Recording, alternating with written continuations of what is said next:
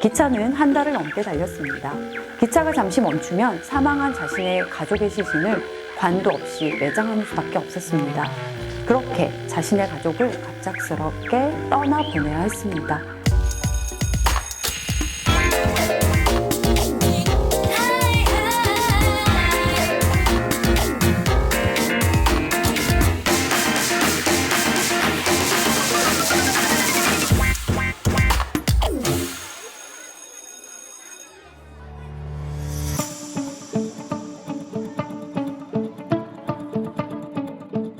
안녕하세요. 인천광역시 교육청 중등쌤튜브 그림으로 보는 한국사를 맡은 인천원단고 안민영 선생님입니다. 어두운 배경의 그림, 바닥에 사람들이 누워있는 모습, 마치 장래의 한 장면을 담은 듯하네요.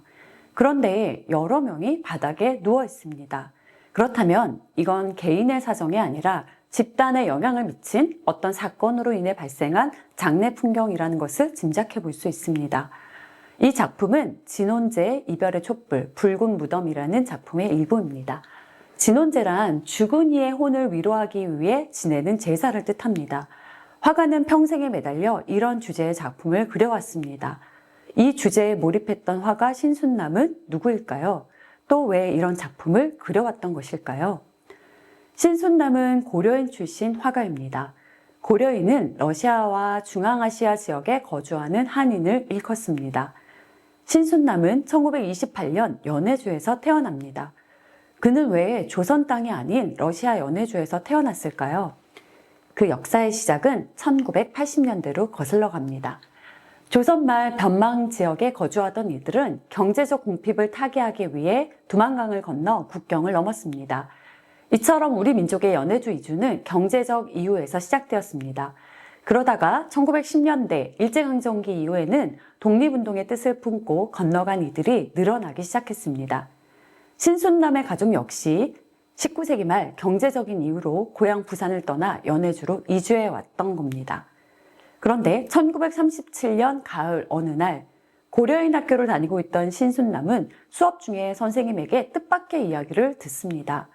선생님은 학생들에게 더 이상 학교에 나오지 말고 부모님 말씀 잘 들으라고 이야기를 합니다. 9살의 어린 신순남에게는 이게 무슨 상황인지 이해되지 않았습니다. 집으로 돌아왔을 때 마을 어른들 역시 술렁이고 수군대고 있었습니다. 앞으로 어떤 상황이 전개될지에 대한 설명도 없이 이주 명령만 하달된 마을에는 두려움과 불안만이 내려앉았습니다. 9살 신순남은 1937년 9월 할머니와 여동생 그리고 식구들과 함께 군 트럭을 타고 인해역으로 실려 화물열차에 태워졌습니다. 그는 1993년 한 인터뷰에서 당시를 이렇게 회상했습니다. 9살 때 할머니 손에 이끌려 기차를 탔습니다. 열차에 빼곡히 실려 불안한 표정으로 어디론가 실려가던 사람들, 열차 옆에 도열해 있던 군인들의 모습은 아직도 눈에 선합니다. 1937년 가을 신순남의 할머니가 유난히 농사가 잘 되었다고 좋아했던 그 해, 이들 가족에게는 풍요로운 수확물을 거둘 기회가 주어지지 않았습니다. 영문도 모른 채 소련 정부의 지시에 따라 열차에 몸을 실었습니다. 그렇다면 신순남의 가족을 비롯한 고려인들은 왜 기차에 태워져 강제로 연해주를 떠나야 했을까요? 이 상황을 이해하기 위해서는 1937년 스탈린 시기에 시행된 강제 이주 정책을 살펴봐야 합니다. 1937년 고려인들은 연해주에서 왜 중앙아시아 지역으로 강제 이주를 당했을까요? 먼저 정치적으로는 일본과의 갈등을 피하기 위해서라는 해석이 있습니다. 당시 연해주 일대는 항일운동의 기지 역할을 하고 있었습니다. 이에 스탈린은 일본과 긴장관계나 갈등 요소를 없애기 위해 고려인을 중앙아시아 지역으로 이주시켰다는 것입니다. 다음으로 스탈린 정부는 국경 부근에 거주하고 있는 고려인이 일본군과 연합해서 간첩 활동을 하니 이들을 국경 부근이 아닌 소련 안쪽 지역으로 이동시켜야 한다라고 판단했다는 해석이 있기도 합니다. 마지막으로는 경제적 측면에서 원인을 찾기도 합니다. 1930년대 코로즈라고 불린 소련의 집단 농장 정책이 실패하면서 카자흐스탄 사람들의 사망률이 높아집니다. 이에 벼농사를 지어온 고려인들을 농업 인력으로 쓰기 위해 중앙아시아로 옮겼다라는 해석이 있기도 합니다. 하지만 이러한 주장은 주로 러시아학자들이 이야기하는 것으로 강제 이주가 정치적 탄압이 아니었다라는 것을 내세우려는 목적이 있기도 합니다. 그렇다면 고려인들은 어떤 환경에서 이주를 했을까요? 당시 이주 열차에 실려갔던 이들의 증언 기록을 살펴보겠습니다.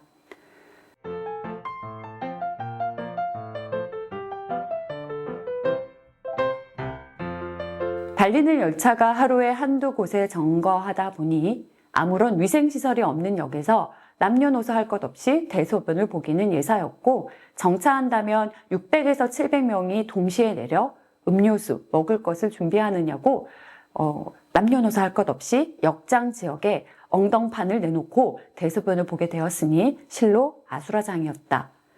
정거장마다 물이 달라지니 배탈을 앓지 않는 사람이 별로 없었습니다. 이주 열차를 탄 고려인들이 느낀 감정은 무엇이었을까요? 이들의 증언을 보면 배신감과 분노뿐 아니라 모멸감까지 느꼈던 것으로 보입니다.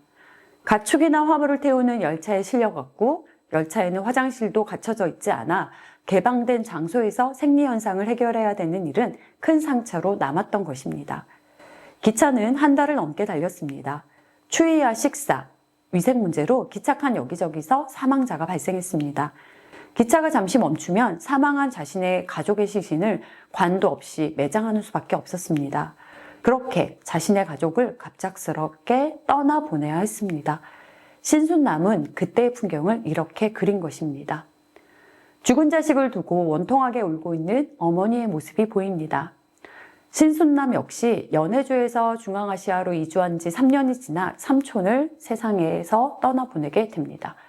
신순남에게 삼촌은 아버지를 대신한 부모와 다름없는 존재였습니다. 신순남은 할머니가 자신의 아들을 떠나보내며 통곡하며 우는 모습을 지켜봤습니다. 이런 일들을 직접 경험했기 때문일까요? 신순남의 작품에는 죽은 아들을 부여잡고 절규하는 어머니의 모습이 유독 많이 남아 있습니다. 이들의 영혼을 위해 기도하는 제사장의 모습도 보입니다. 신순남의 또 다른 그림에는 부모를 잃은 듯한 자식의 모습도 보입니다. 1937년 연해주에서 중앙아시아로 강제 이주를 당하면서 당시 죽음의 열차라고 불렸던 기차를 타고 가던 과정에서 죽은 이들을 애도하는 사람들의 표정은 참으로 처연하기만 합니다. 그림의 오른쪽 상단에는 옷을 들고 흔드는 모습을 볼 수 있는데요. 이는 혼부르기라고 하는 우리의 고유한 풍습 중 하나입니다. 혼부르기 풍습은 19세기 말 김준곤이라는 화가가 그린 작품에서도 찾아볼 수 있는데요. 누군가 숨을 거두면 윗옷을 벗기고 북쪽을 향해 옷을 3번 흔들며 죽은 사람의 이름을 외치는 풍습이 우리에게는 있었습니다. 신순남은 이러한 풍습을 그림에 그려 넣었던 것이죠. 이번 그림을 살펴볼까요? 이건 전혀 또 다른 느낌의 작품입니다. 앞서 그림과 달리 밝고 따뜻한 느낌이 드는데요. 이 그림은 신순남이 1949년 결혼을 했을 때 당시를 떠올리면서 그린 작품입니다. 면사포를 쓴 백색 드레스의 신부가 화면 중앙에 있습니다. 그녀의 손을 잡고 붉은 옷의 신랑이 서 있습니다. 바로 신순남입니다. 이들 부부 앞에는 꽃가루를 뿌리는 화동도 보입니다. 잔칫날에는 음악과 춤이 빠질 수가 없습니다. 우리에게 익숙한 악기가 보이는데요. 바로 장구입니다. 장구를 두드리는 모습에서 우리 민족의 풍습이 이때까지 남아 있었구나 하는 것들을 확인해 볼 수 있습니다. 부채춤을 추는 여인도 보입니다. 혹시 이건 뭘 표현하는 건지 맞춰볼 수 있을까요? 나무판 위에 무엇이 있습니다. 바로 돼지머리입니다. 신성한 의식이나 제사 때 돼지머리를 사용하는 것은 우리 민족의 고유한 전통이었습니다. 옛 기록에도 그 흔적들이 남아있기도 합니다. 조선 땅을 떠나 중앙아시아에 살던 고려인들이 이러한 기쁜 날에 돼지머리를 올려 행사를 했다는 사실을 신순남의 그림에서도 확인해 볼 수가 있습니다. 이 그림은 어떤가요? 앞선 그림과는 확연히 다르죠. 밝고 따뜻하고 유쾌하고 발랄한 느낌이 듭니다. 초록과 붉은색의 원색 대비는 그림을 더욱 강렬하게 보이게 합니다. 스코쿠 부적이라는 제목의 그림은 사람들이 다 모여 있습니다. 손을 잡고 동그랗게 마주하고 있습니다. 1990년대 이후 신순남은 이런 화풍의 그림을 그리기 시작합니다. 이를 두고 한 미술사 연구자는 그가 그동안 거주해왔던 중앙아시아를 새로운 조국이자 고향으로 내면화한 것이다 라고 해석하기도 합니다. 이러한 변화는 그가 남긴 다음과 같은 시에서도 확인해 볼 수 있습니다. 1997년 신순남의 작품이 한국에서 처음 선을 보이게 됩니다. 1997년은 조금 특별한 의미가 있습니다. 스탈린 강제 이주 정책에 의해서 고려인의 집단 이주가 시작된 지 60주년이 되는 해였습니다. 이 전시를 두고 한 언론사는 타국에서 쓰러진 동족의 넋을 진원국으로 달랬다라고 표현하기도 했습니다. 신순남 역시 이 작품을 통해 중앙아시아에서 생을 달리한 이들의 영혼을 위로했다라고 이야기한 바 있습니다. 마지막으로 선생님 책에 실려있는 신순남에 대한 마지막 구절을 소개하며 이번 편을 마치도록 하겠습니다. 자신의 정체성을 고민하며 당시의 사건을 다시 직면하는 작업은 고단한 일이었을 것이다. 9살에 기차에 태워져 사람들의 불안한 눈빛과 참담한 죽음을 목격한 신순남은 그 경험을 그림으로 남겨두었다. 그의 작품은 1937년 한반도의 다른 공간에서 강제 이주의 처절한 역사를 감내해야 했던 우리 민족의 또 다른 기록화이다. 다음 시간은 그림으로 보는 한국사의 마지막 편입니다. 5.18 민주화 운동과 위안부 문제를 그림으로 담아 누구보다도 진심으로 한국의 아픔에 공감했던 화가 도미야마 다에코에 대해 알아보도록 하겠습니다. 여러분, 다음 시간에 만나요.